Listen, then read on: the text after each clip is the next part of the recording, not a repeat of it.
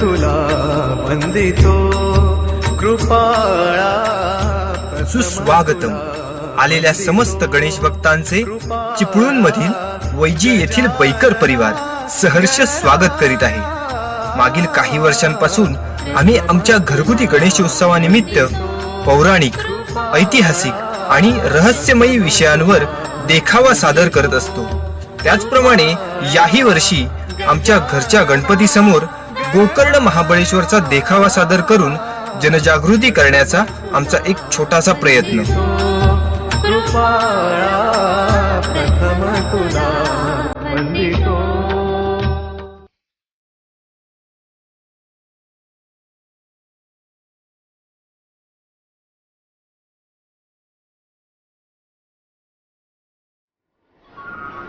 लंकाधीश रावण व त्याची आई कैकसी हे दोघे भगवान शंकराचे खूप मोठे भक्त होते। रावणाची आई नेहमी समुद्रकिनारी जाऊन वाळूमध्ये शंकराची पिंडी साकारून त्या पिंडीची नित्य नियमाने पूजा करीत असे। एकदा रावणाने त्याच्या आईला अशीच पूजा करताना पाहिले।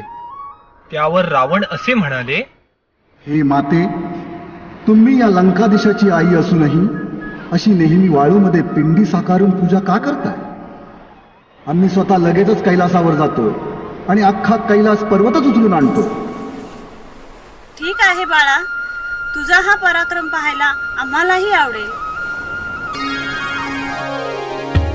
आता रावण आईचा आशीर्वाद घेऊन कैलास पर्वत उचलून आणण्यास निघाले। त्यानंतर रावणाने कैलासावर घोर तपश्चर्या केली, परंतु खूप काळ उलटून सुद्धा भगवान प्रसन्न न झाल्याने रावण अख्खा कैलास पर्वत आपल्या डोक्यावर घेऊन हलवू लागला।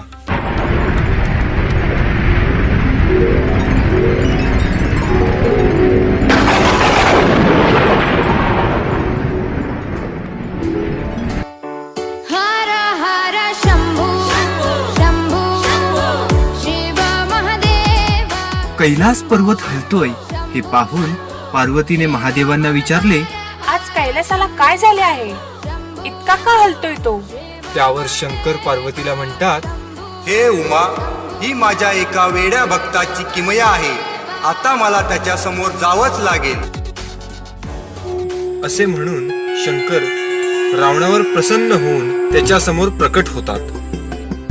हे वत्सा, आम्ही तुझ्या या भक्तीने प्रसन्न झालो आहोत। सांग, तुझी इच्छा काय आहे? खर तर रावणाला कैलासाची मागणी करायची असते, परंतु विष्णूच्या मायेमुळे रावण आपली ही इच्छा विसरून पार्वतीवर मोहित होतो व पार्वतीला बरोबर नेण्याची इच्छा व्यक्त करतो। हे रुद्रनाथ, मला पार्वतीला माझ्या सोबत लंकेत घेऊन जायचे आहे। शंकर आपल्या या भक्ताची इच्छा पूर्ण करतात, परंतु त्याला एक अट घालतात की इथून लंकेपर्यंत जाताना पार्वती तुझ्या मागून येईल, पण तू मध्ये कोठेही थांबून मागे वळून पार्वतीला पाहायचे नाही। जर तू तसं केलंस तर पार्वतीची त्याच ठिकाणी स्थापना होईल। रावण महादेवांची ही अट मान्य करतो आणि पार्वतीसोबत लंकेकडे प्रस्थान करतो। त्यानंतर पार्वती विष्णूंकडे प्रार्थना करते।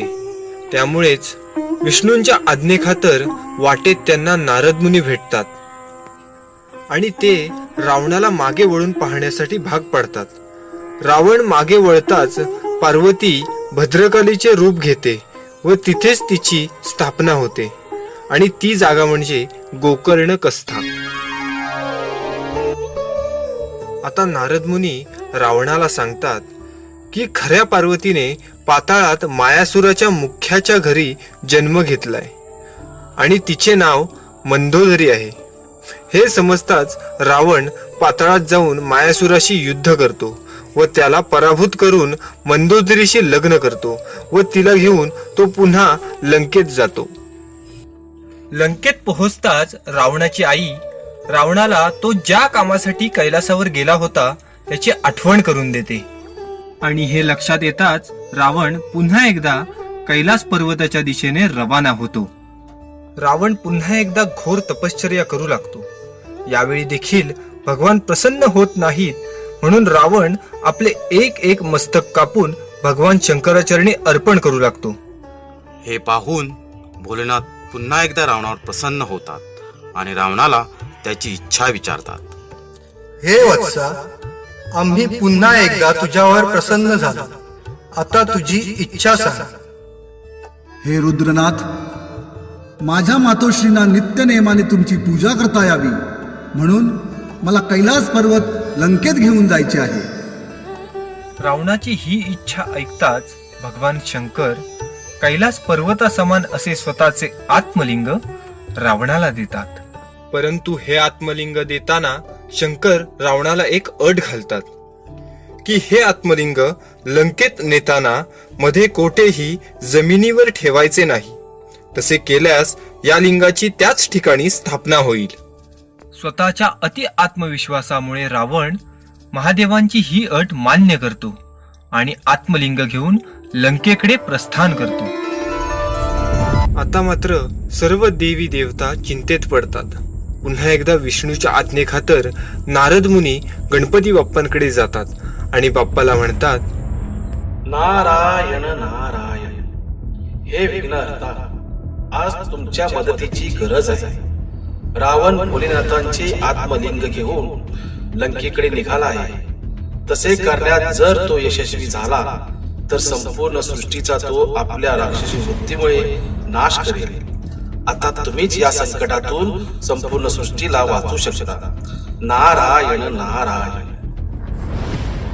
ठीक आहे नारदजी, आम्ही लगेचच निघतो.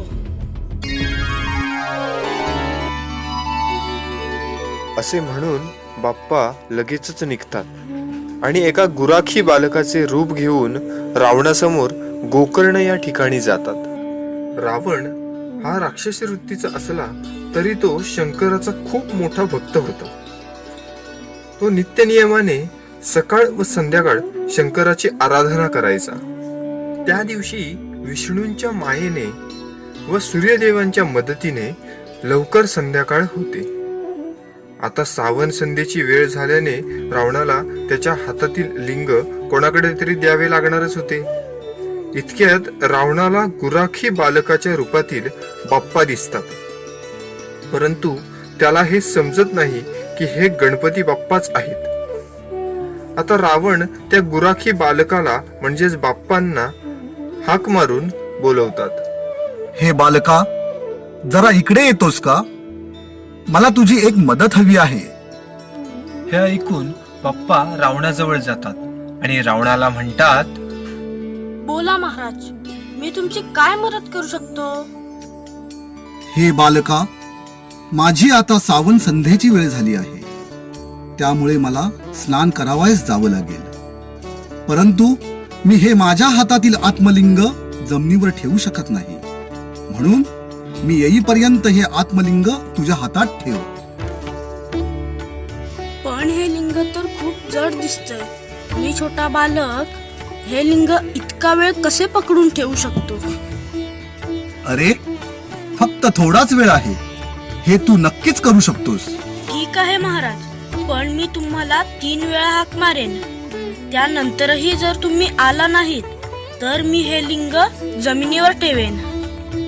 त्यावर रावण हो म्हणून आत्मलिंग त्या बालकाकडे देतात आणि स्नान करण्यासाठी निघून जातात.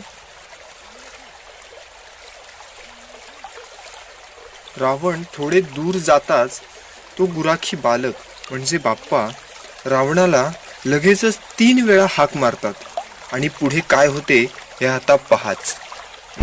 महाराज, लिंग झेपेन असं झालंय, लवकर या. ओ महाराज, आता शेवटचा पुकार आहे, लवकर या. अहो महाराज.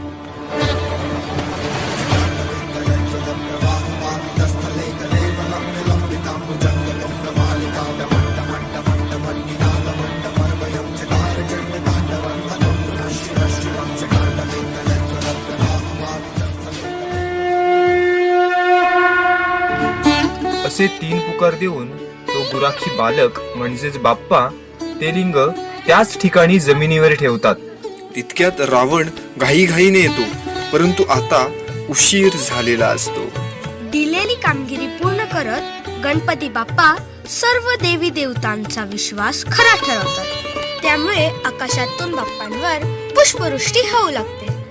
हे रावणाने पाहताच त्याच्या लक्षात येते की हे देवी देवतांचेच कारस्थान आहे आणि त्याला त्या बालकाचा प्रचंड राग येतो. तो त्या रागातच बाप्पांच्या म्हणजे त्या बालकाच्या मस्तकावर जोरात फटका मारतो. म्हणूनच आजही जर गोकर्णमध्ये गेलो तर तेथील गणेश मंदिरामध्ये गणेशाच्या मूर्तीच्या मस्तकावर एक खड्डा पडलेला दिसतो. त्यानंतर रावण ते लिंग उचलण्याचा खूप प्रयत्न करतो. खूप बळ लावूनही ते लिंग जमिनीवरून उचललं जात नाही. मात्र रावण ते लिंग उचलण्यासाठी इतकं बळ लावतो की त्या लिंगाचा आकार बदलतो. त्या लिंगाचे काही भाग होतात आणि आजूबाजूच्या परिसरात जाऊन पडतात व त्या लिंगाचा आकार हा एका गायीच्या कानाप्रमाणे होतो. आजही जर त्या लिंगाला स्पर्श करून पाहिले तर ते लिंग मऊ जाणवते. ही भोलेनाथांचीच लीला म्हणावी लागेल. रावणाच्या आत्मलिंग उचलण्याच्या प्रयत्नामुळे लिंगाचे काही भाग आजूबाजूच्या परिसरात जाऊन पडतात व नंतर त्याच ठिकाणी एक लिंग स्थापन केले जाते. त्यामध्ये पहिलं आहे गोकर्ण मुख्य लिंग, दुसरं सज्जेश्वर स्थान, तिसरं धारेश्वर, चौथं गुणावंतेश्वर आणि पाचवं मुरुडेश्वर. कर्नाटक मधील या 5 ठिकाणास पंचक्षेत्र म्हणून संबोधले जाते. बाप्पा, या पुढे कधी असे संकट आल्यास आपल्या सृष्टीचे रक्षण कर, एवढीच तुझ्या चरणी प्रार्थना.